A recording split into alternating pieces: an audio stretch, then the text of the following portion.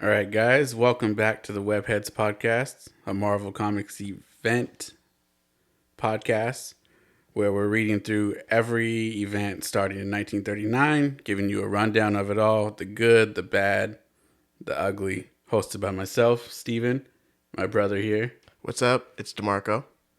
Today we're talking about... The night Gwen Stacy died. Ooh, it's a spicy one. Spicy meatball. Let's go. Hello, hello, hello.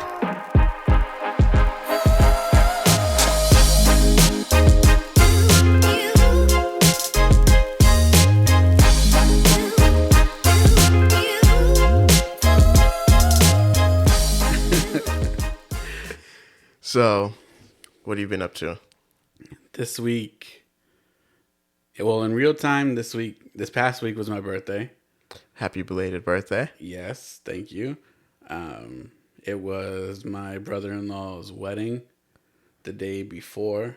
Congrats, Fazil. Yeah, that was fun.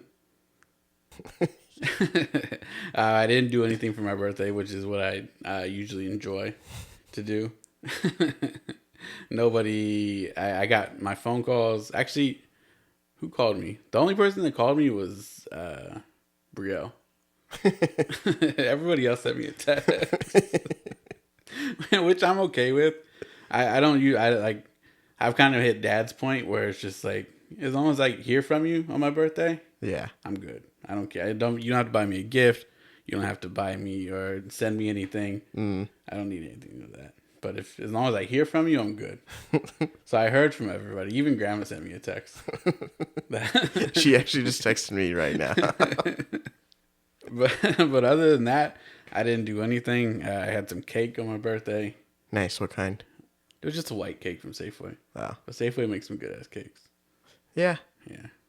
I heard that Lucky just takes their cake out of the freezer and lets them defrost and then gives them to you. That would make But sense. here, Safeway actually makes their cakes. Yeah, I think the ones that are out in the little cooler thing. Yeah. I think the Safeway does the same thing. Yeah. They just take them out of the freezer and throw them out there. Yeah, but if you order one, Those then ordered it's, ones, those are different. Those things are good. I didn't get one of those, but still, it was good. But yeah, that was all I did. I just went to work. I worked on my birthday. Had a long ass day. And then my manager was like, "Hey, it's your birthday today." At the end of the day, I was like, "Yeah." He was like, "Well, you didn't tell anybody." I was like, "Well, what were you guys gonna do?" I was like, "Was I gonna get the day off?" He was like, "Well, no, but I could have bought you lunch." I was like, "That's okay." I was like, "Thanks for acknowledging it."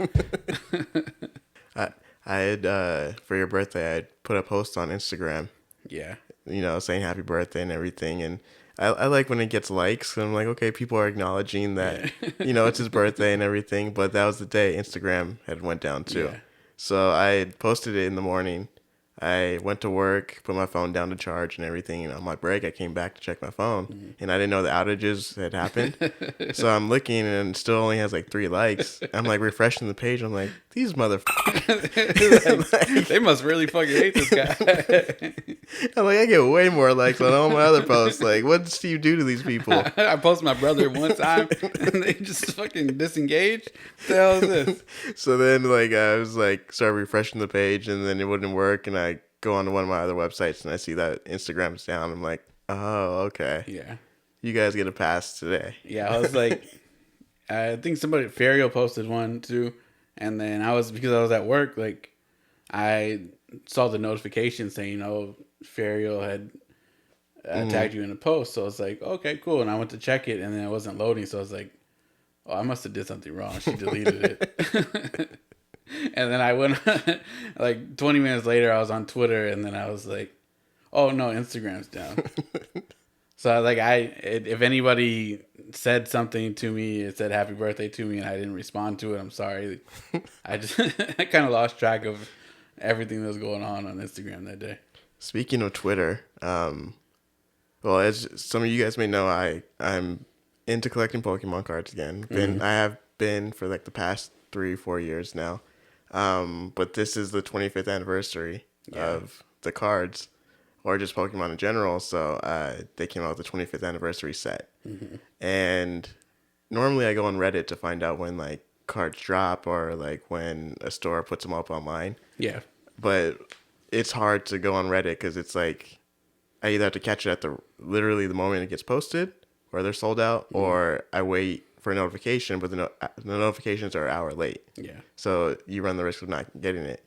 So I was like, oh, I'll just go on Twitter, and I don't use Twitter at all, really. I just kind of have it. Yeah. And I would just normally go onto like the website, like through the browser. But I downloaded the app now, and I get notifications quick. So that 25th anniversary dropped, and I was just buying. I ended up spending, I don't know how much I bought. I want to say maybe a total of $200 or something. Shit. I was buying like doubles of like some of the sets. I buy 2 of everything. So I got stuff coming from GameStop, Best Buy, the Pokemon Center.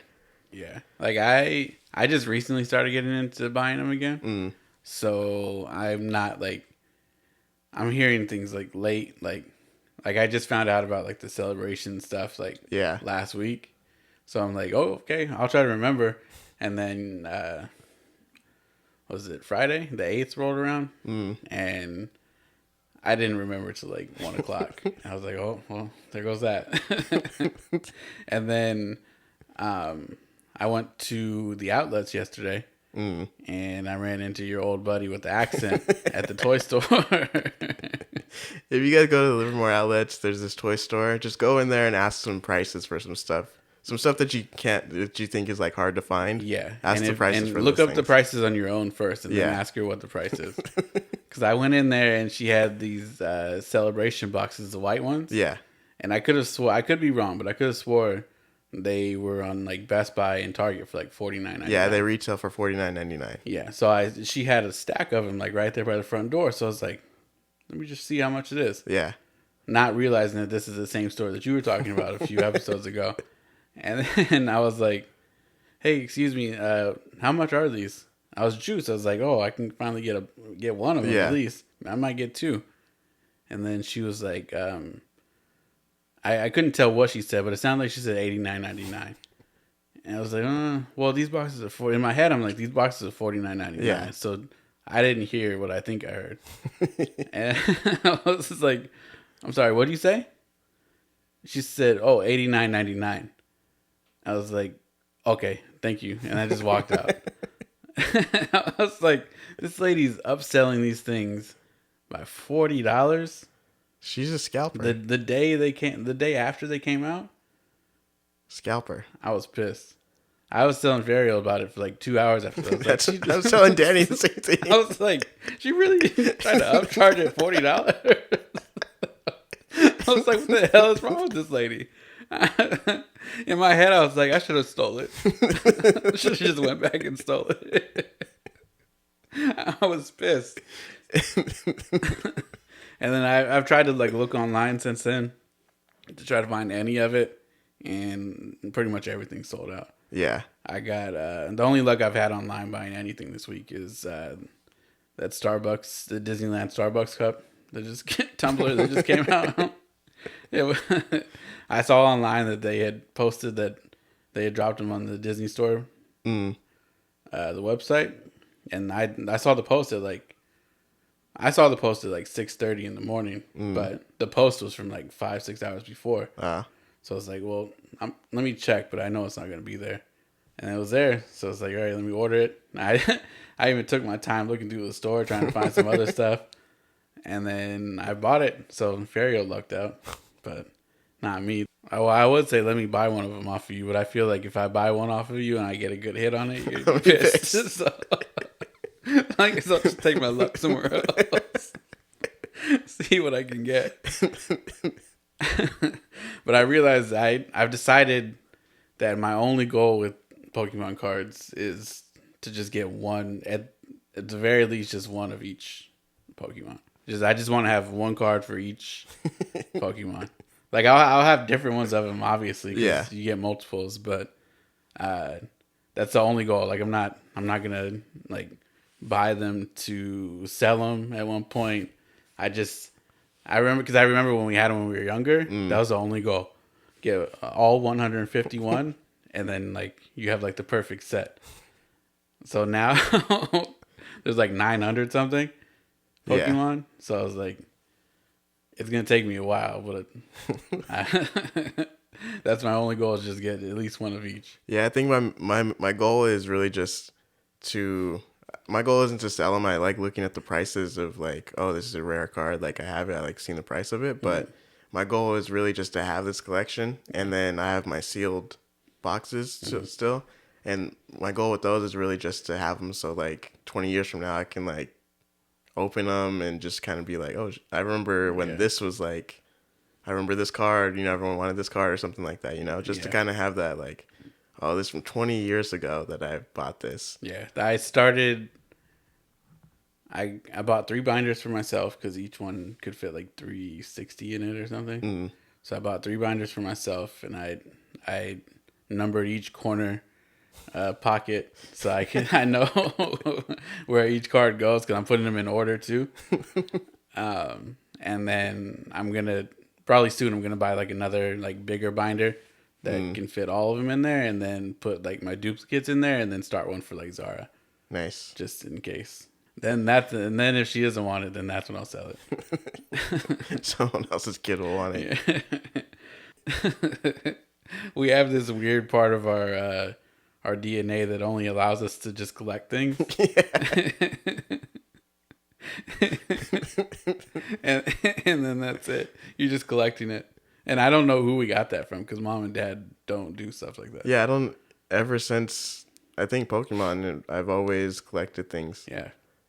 I don't know what it is. I don't know. I get like this weird, like, it's just you do it one time and then it's like, oh, that was fun. I think it's a gambling addiction. It might be.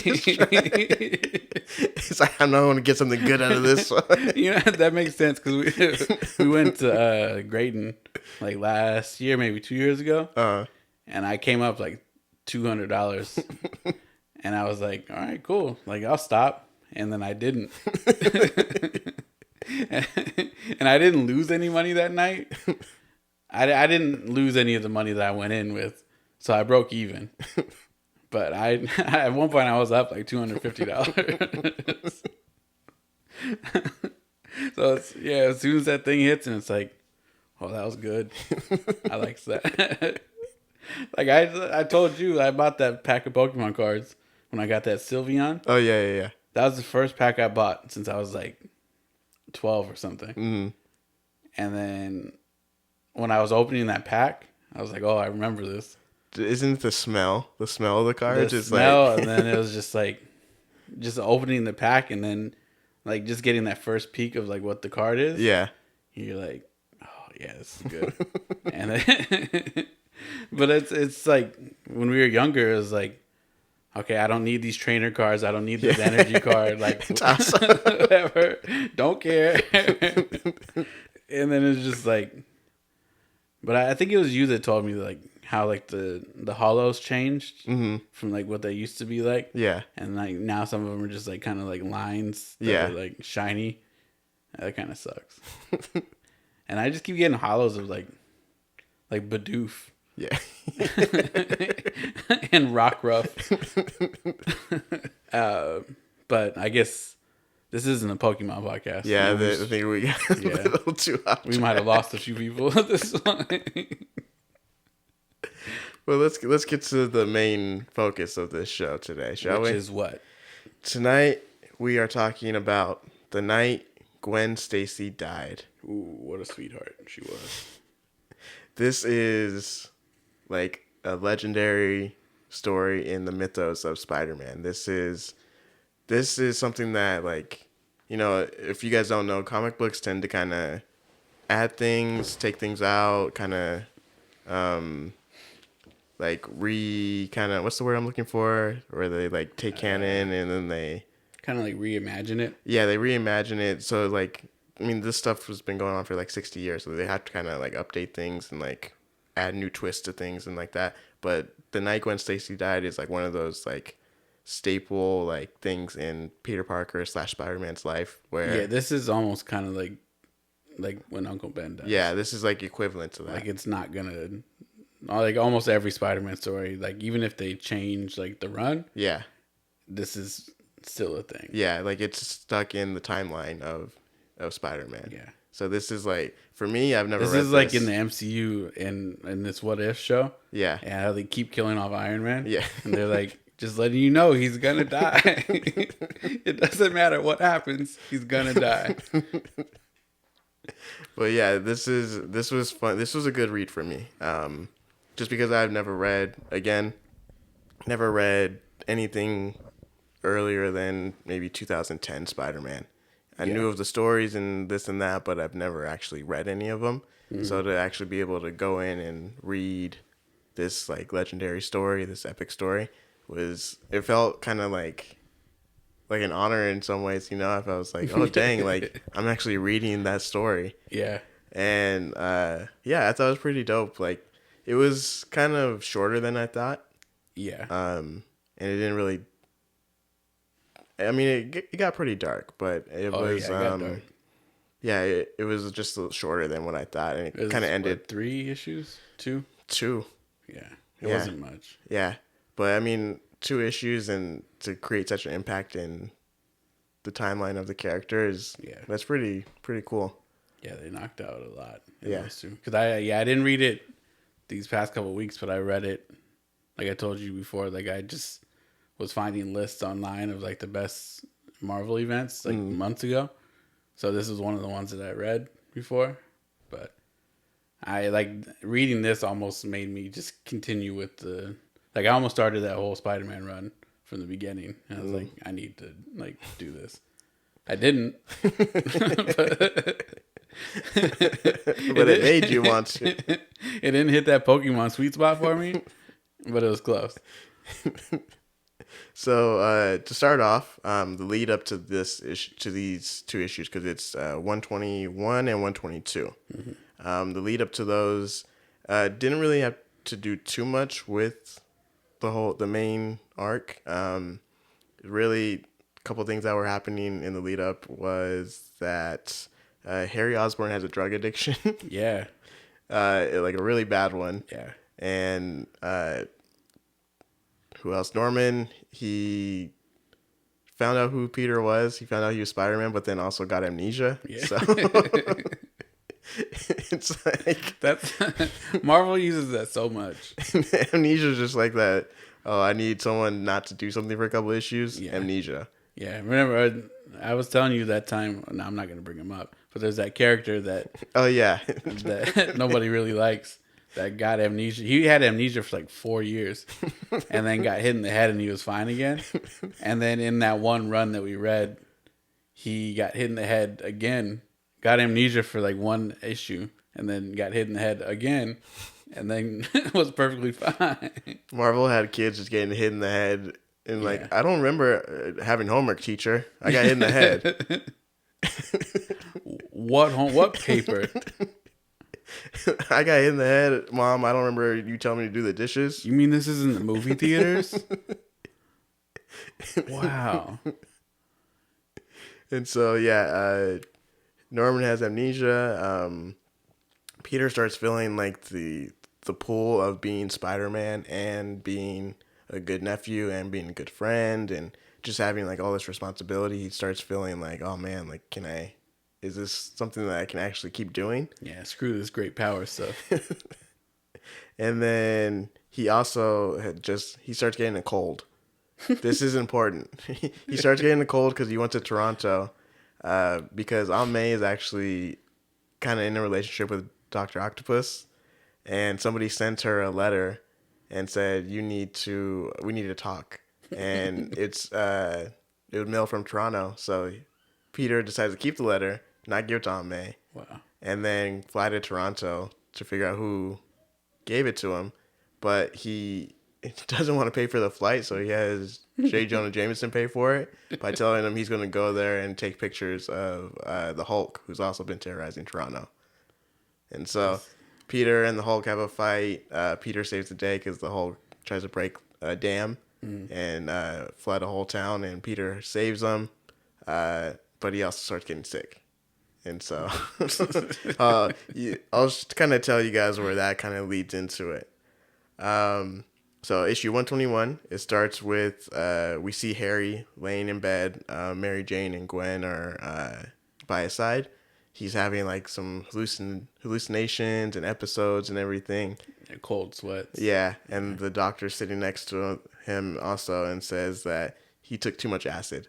Like his brain is like fried now, and he doesn't know what's going on, and he's like, yeah, he's probably gonna be like this for the rest of his life. And it sort of sounded like a public service announcement, like, don't take acid, kids. This is what's gonna happen This is to what you. happens. And they're just like, oh no, like our Harry, he's sick. And Peter shows up, but he gets to the door, and Norman's like, no, you're not allowed in here. He doesn't remember that he's Spider-Man still, but he just doesn't want him near Peter because he thinks Peter's the reason he took acid. Peter's been passing him acid every day. And Goody Two-Shoes Peter is the one giving out acid to people. You're that damn drug dealer. And not your son, who's also has a huge connection to money. Yeah. He can just get anything he wants. No, it's definitely Peter Parker that gave it to him. And so Norman gets pissed off, and then he's like, everybody just leave. Like, I don't want any of you talking to my son. He needs to get better, and you guys are just bad influences on him, so out. And so he kicks everybody out. And then Peter gets worried that Norman is starting to kind of get his memories back, and he's like, oh, crap. Like, that tension and that kind of, like, stress of just, like, being paranoid and not knowing, is this person planning something, or do they still not know? Like, what's going on? And so Peter's just kind of feeling a little antsy about that. And his cold starts getting worse. So he's getting lightheaded. He can't swing or like run as fast as he used to. And he just feels like the chills and everything. You know, we've all had colds before, so we all know how that goes. And so he starts losing his balance. And I also found out that he calls Gwen Gwendy. And I really like that for some reason. Gwendy. It's Gwendy. Gwen. It's a longer name than Gwen. Yeah. Like, it's 2 syllables versus. Yeah, normally I hate nicknames like that where it's like they already have like Ben and Benny. Yeah. Just call him Ben. But it's funny because I do it to Zara all the time. Like, I don't call her. We very rarely call her Zara at all. But I hate giving out. Like, I hate telling people what I call her, because then other people will start saying it. And it's like, well, there goes that. It's not fun anymore. And so yeah, he calls her Gwendy. Harry finally wakes up, and he hears his dad talking about how they're actually broke. Like, they have no more money. Norman's been like kind of pushed out of his company, and his company was failing anyways. So This damn kid keeps spending all my money on drugs. he's just on the phone. It's like, yeah, I don't know. He just so much acid. I don't know where all the money went. There's acid in Corporate his pillow. accounts, my account, his account's all empty. I didn't even know I had a corporate card. It's all Venmo to some guy named Shorty.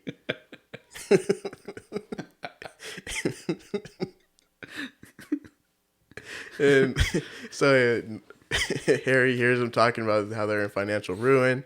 And before he can like get up and talk to his dad, he passes out again.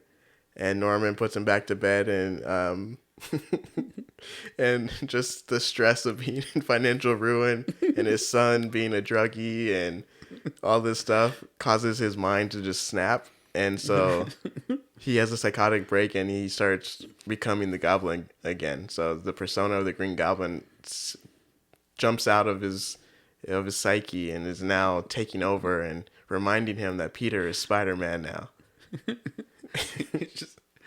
That's pretty much what it was in the issue. He's like yelling at like nothing. Looked like he's about to go Super Saiyan. Hey, you think the drug dealer's patch? Just to sell to the paper that Harry's a drug. He's going undercover again to start selling acid.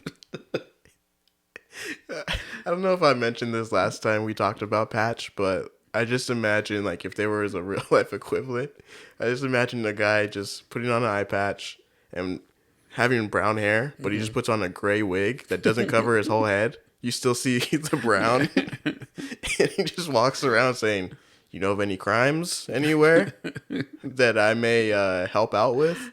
To slightly break away from this for just a second, I used to work at Safeway a long time ago, and there was this guy that used to come in, and he would wear like a toupee, but it was like it was the opposite. It was like a dark brown toupee, and the hair under was gray, but it like the toupee like didn't cover all of his head. So like he would just put it on top. Like a hat. Yeah, basically. And you could still see all of the gray everywhere. And it's like he didn't even dye it to like match it or anything. He was just like, well, what are you talking about? Like he's about to reach for like a SF Giants hat, and he's like, no. And he goes to the gray wig, the brown wig, and just puts it on. Like it made no sense, and it was super noticeable. Usually I feel like people would buy those things to like make it like inconspicuous. Like, no, this is all my hair. Like, and people are looking like, oh man, I can't tell. This guy was like, whatever. It covers the top of my head. I don't care. And then so Green Goblin's back, and he remembers Peter Spider-Man. Mm-hmm. So he is like, I want to go kill this guy. So he goes to Harry and Peter's apartment because they share an apartment. And Peter's not there because he's sick. So it took him a longer time to get to his apartment than normal. And so Green Goblin gets there, and the only person there, it was Gwen. And so Green Goblin takes Gwen, leaves a note for Peter saying, meet me here or else something bad's going to happen. And so Peter doesn't know this, so he's like swinging home sick. He's like, finally I get to relax, be with Gwendy. Just me and Gwendy watching movies tonight. But unfortunately, her fate has already been sealed. Goblin's already gone, the note's sitting there, and he left a clue saying, meet us at the bridge. We'll squash this right now. And so Peter swings there to the bridge, and the fight starts. He's not 100%, his strength and his mind, so he's struggling. Like, Goblin's just like hitting him with everything, and That's one hell of a cold. Yeah. You might have the flu. Maybe it was the flu. I don't know. I've never had the cold take me out like that. And so, the Goblin's just like toying with him the whole time, just like taunting him, telling him he's trash, he's worthless, he's gonna kill him and finally destroy him, and all that villain stuff. So then Gwen's passed out on top of the bridge, but Peter knows he needs to get up there to her, or else she's gonna fall. And so an opportunity pops up, and Peter was able to like confuse Green Goblin and knock him down. So he jumps up to save Gwen, and just as he's about to reach her, the Green Goblin pushes her off the bridge. And so Peter's like, "Oh crap!" Funny. He shoots a web, catches her ankle, but as she's falling, the stress and the tension snaps her neck. So instantly dead. And he pulls her up to where he is, and he's like, "All right, I got you." And he realizes she's not moving, she's not breathing. And that's when he realizes that Gwen has passed.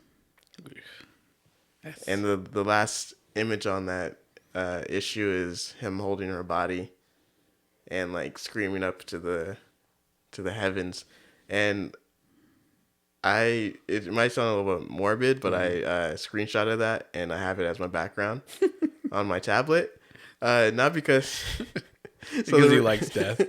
The reason I did this is, one, because the art is actually really good. It's not like faded or anything. It's very vibrant and it pops. And also the other reason is because it's such like a momentous event in his life that I just wanted to kind of take that image and just use it, just because it's, I don't know, like I said before, it's such a big part of it. It doesn't feel like real that I actually get to read something so legendary, Yeah. and something so epic in that. Yeah, it's that's one of the cool things about reading all these is that like there's even only being into comics for a certain amount of time. Like if you just try to do any kind of research, you're gonna see like articles like 10 best Spider-Man stories or Yeah. like the most iconic X-Men stories and stuff like that. So like when you read through some of that stuff, then you start just like doing your own research and reading on your own. Then you start getting stories like this that like everybody's heard about. Yeah. And then you can piece together like, oh, they did that in the movie. Yeah. Yeah, then you got to say peace out to Gwendy. Hardly knew ya. Sorry, lady. And so that ends issue 121. Yeah. Very, very sad. Gwen is dead. Yeah. Issue 122. So she's passed. Goblin is now taunting Spidey and just like, look what you done. I didn't even do this. You did it. You know, this and that. And Spidey just like, no more. I'm not taking any of this. I'm going to lay you out. And so he takes Gwen's body and he swings down to like a dock near the pier and like lays her body there and then goes back up to fight Goblin. And they're going at it and Peter gets the upper hand for a second. But in like his like anger and his you know just rage, Goblin's able to kind of knock him off and then escape. So He also still has a cold. yeah, still has a cold and he has a cold. His girlfriend just was killed. He's angry, sick, not thinking straight. So Goblin escapes and he goes down to where he left Gwen's body. And there's already police there. There's already people watching, you know, trying to figure out what's going on. And there's one cop who's there and he's just ready to just straight blast Spider-Man. Like, he's like, he killed him. And he has a gun ready. And then another cop shows up and he's like, man, don't you see? This is not an angry man. This is a man who's hurt. Like, just straight up, just like... You don't see the pain in his yeah, face? exactly. Look into his eye. And he's just like... He holds the cop back, and then, like, Peter's holding her body and just, like, talking to her. He's like, oh, you're okay. Like, you know, you're going to be fine.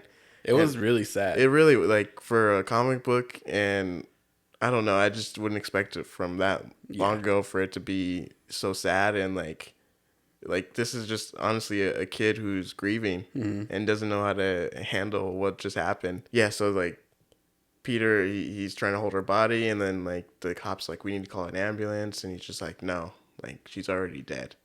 And the cops are like, okay, so we need to take you in for questioning then. And Peter's like, no. Nah. No. Nah. I've done enough today. Yeah. First of all, she still needs an ambulance. So they try to arrest him, and he just like he's like, nope, and like yeets the cops into each other and just swings off and just leaves Gwen's body. That was like one thing that kind of like threw me off. I'm like, Yeah. I understand you can't just take her body and like leave it somewhere, but like you just leave her body. Okay, cool. You don't want to go into like the police station. Yeah. But one of these cops understands what you're feeling Exactly. right now. So like he's still gonna let you wait at least until they come pick her up. Yeah. Like it's not like, hey, we're gonna leave her here and then take you in. Like this guy, he understands. Yeah, they were being totally cool with them, and then like he just like throws them into each other. It's like no.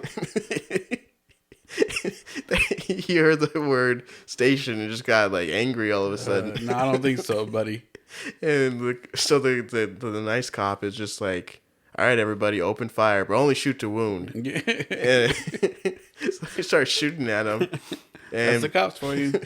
Peter's like swinging away, and he just starts like kind of calming down a little bit, and he's just like, damn, like, what do I do? Like, my life is kind of... He starts going through like everything like that's happened between him and Gwen, like meeting her father dying, like all this, and like he's like, should I have just left her alone? Like, being Spider-Man is too dangerous for these people. Like, I'm putting their lives in danger, and like I don't know if I'm able to actually be able to protect them at all. And so he decides that he needs to take Green Goblin out once and for all. And he ends up going home, changing, and going to Norman's house where Harry is. I don't know if he expects to find Norman there, just hanging out, but he gets there and Norman's obviously not there, but Harry's still there. And he walks into the room and Harry's just like, whoa, whoa, whoa, who are you? Like, what are you doing in my room? And Peter's just like, you druggie. Like, I don't have time for you. I'm looking for your dad. And then, like, Harry takes a second. He's like, oh, crap. Like, you're Peter. Like, Peter, like, stay with me, please. I need to talk to somebody. Like, I don't want to be alone. Yeah. And Peter just like, no time for you, druggie. Be gone. Just like... My girl just died, dog. So he leaves, and then, like, he leaves Harry crying, like, I have nobody, and nobody wants to be with me. Like, he's just left alone. And so Peter puts back on the costume and Spider-Man again, and he decides to swing down to the Bugle to try to see if anybody has any information on where they last seen Norman. And he talks to Robbie, and Robbie's just like, well, I don't know myself, but I can probably call some people to find out. And so they call some people, and coincidentally, some people have seen Norman down at the docks near some warehouses. And so Peter's like, okay, that's where I need to go.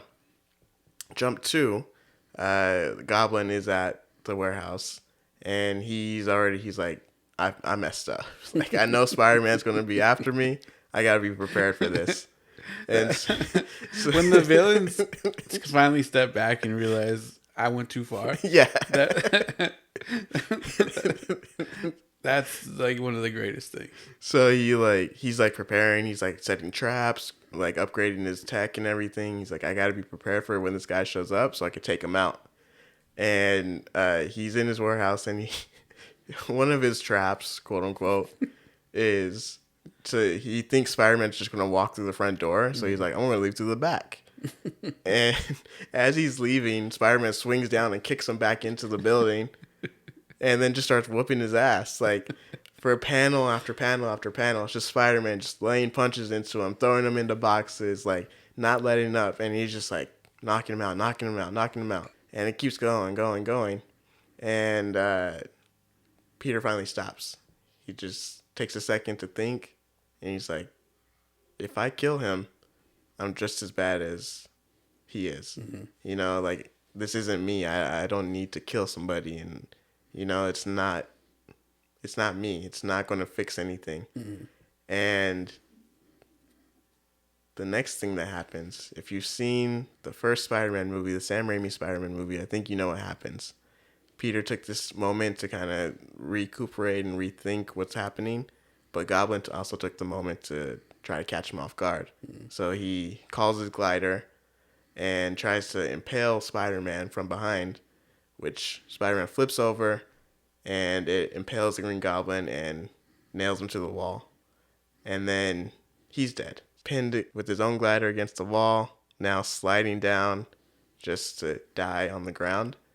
And Peter looks at his body and doesn't feel anything.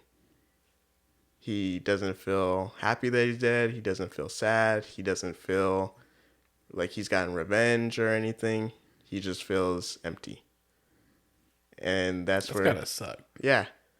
It's really gotta suck. Yeah, like your girl dies and you think you gotta get revenge and kill the person who killed her. But it doesn't fix anything. No. Yeah, I mean, because they always say, like, yeah, but if you kill him because of what he did, like, it's not gonna make you feel any better. Yeah. And then I always say, yeah, they're probably right. I will do it. I'll find him. But it's probably not going to make me feel any better. Yeah. The person's still gone, unfortunately. Yeah. Like, it doesn't bring anybody back. It doesn't change how you feel about that person being gone in the first place. Yeah. Yeah, it's got to suck. And so Peter leaves the body there. And the epilogue is he goes home as Peter now. And Mary Jane is sitting there waiting for him. And she's like, oh, I heard about Gwen. I'm really sorry. And Peter's just like, I don't want to hear it. Just leave me alone. You know, I'll talk to you later. But she doesn't. She sticks with them, and, you know, they both embrace each other and just kind of taking the fact that their friend just died and they need to be with each other. And that's the end of the story. Trauma bonding. Yes. Yeah. So. And then, yeah, that was a really good story. Yeah, I really liked it. when I read it, I ended up reading a couple more after. Mm. And then he starts going through like the whole like grieving process. Mm. And then he starts wondering like, did he kill her? Mm. And like he's going back and forth on that. And, like, That like remorse and yeah, guilt. Yeah. was she gonna die anyways, or did like me catching her with my web snap her neck and all that stuff? It's a real like adult kind of stretch Yeah. for a couple episodes or issues there.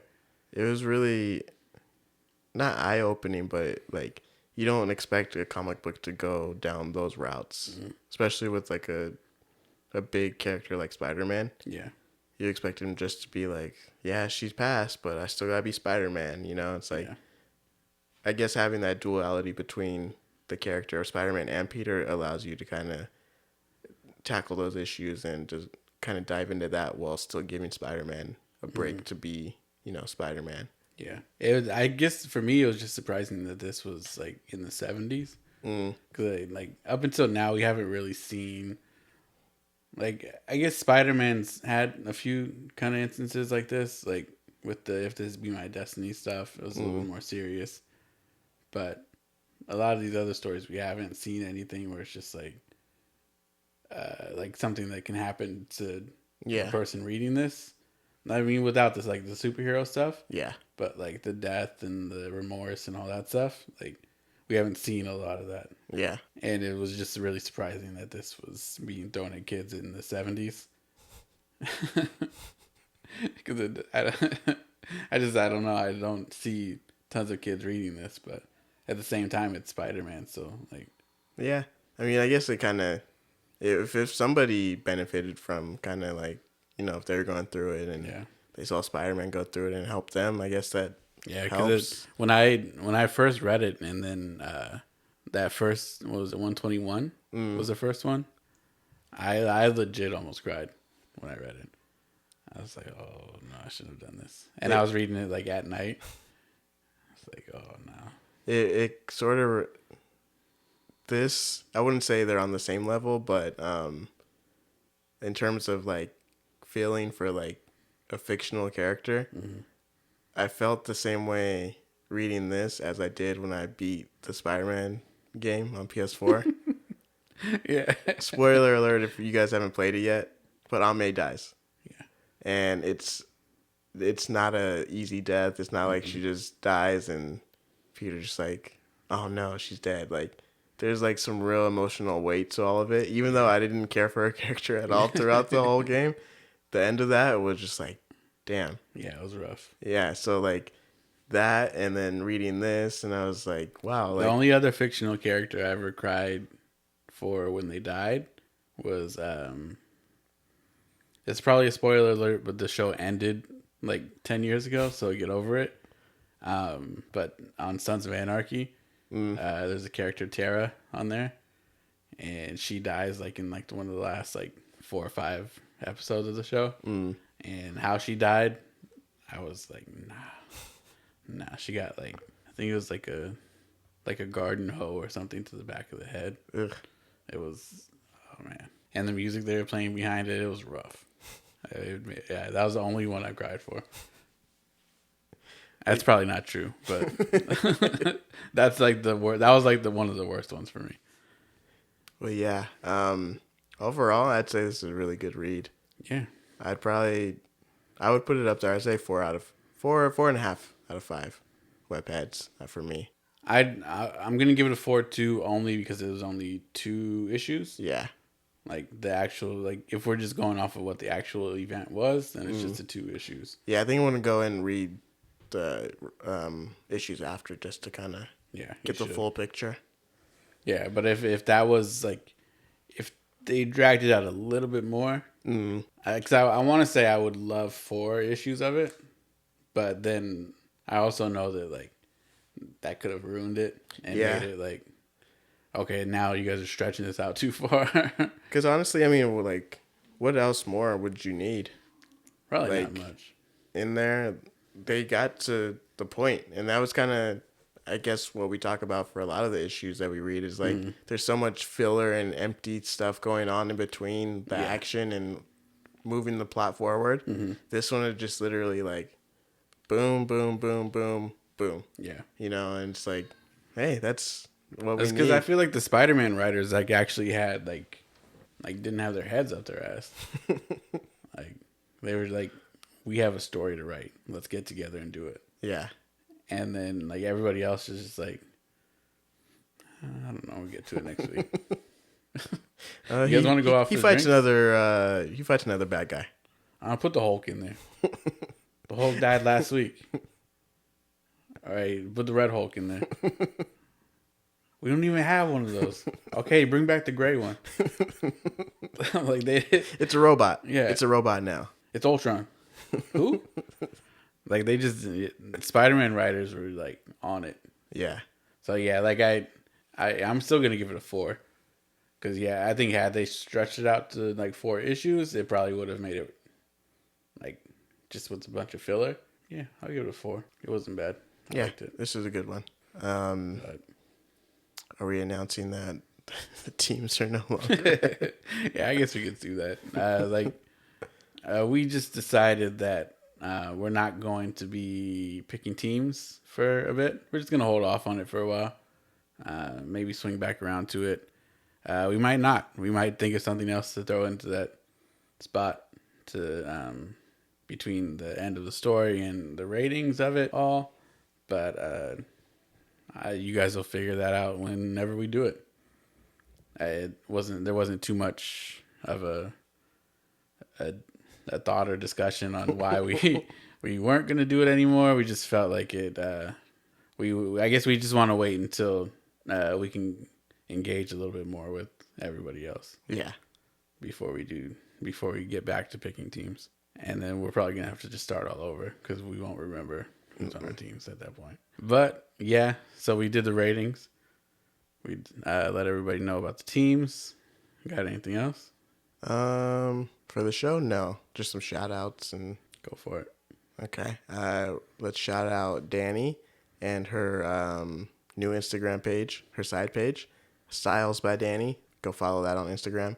She's it's like her side thing for her cosmetology stuff. So go give that a shout out. And She's gonna be styling and profiling on there. yeah, All right, go check that out. go check that out.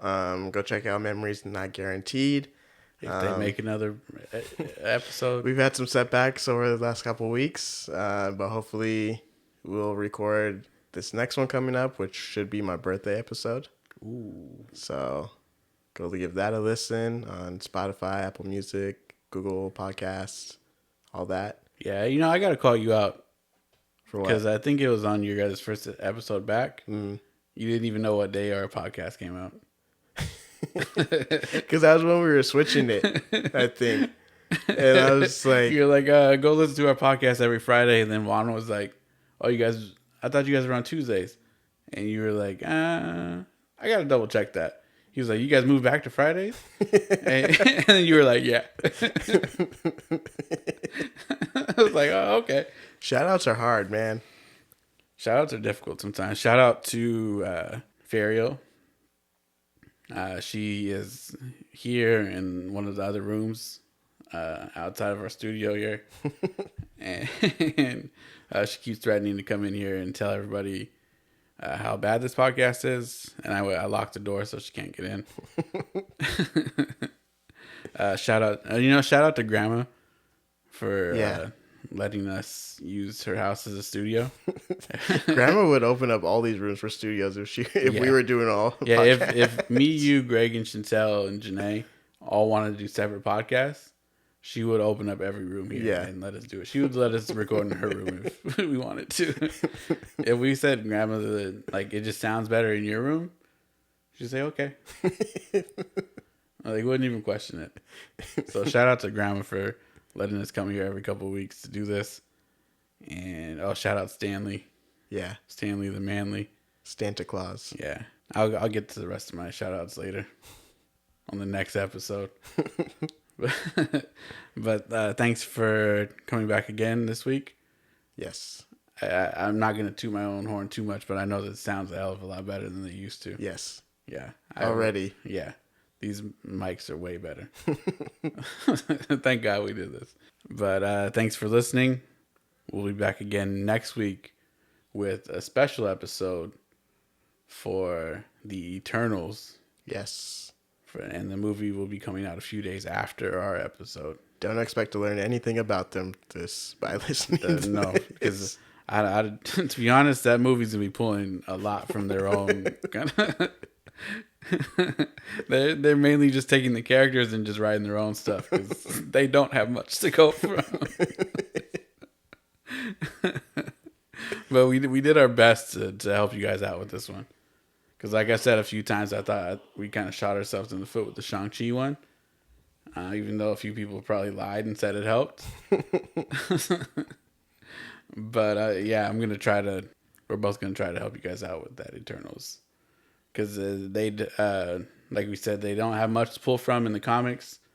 And I honestly didn't know about them at all until they announced the movie a few years ago. Yeah. I mean, I've known about them, but like only by like, oh, that's that one guy. I didn't know that they were a team. I didn't know that their backstory. I just knew of the character itself. And there's so many of them. Literally. Yeah, there's like, think I looked at the list yesterday. It's like 20 or 30. Yeah. So I was like, okay, we're not gonna help much, but we're gonna try our best. So yeah, again, for the third time, thanks for listening. We will see you guys again you guys will hear us next week. I don't even know what I'm saying anymore. We'll be back next week. Bye. Bye.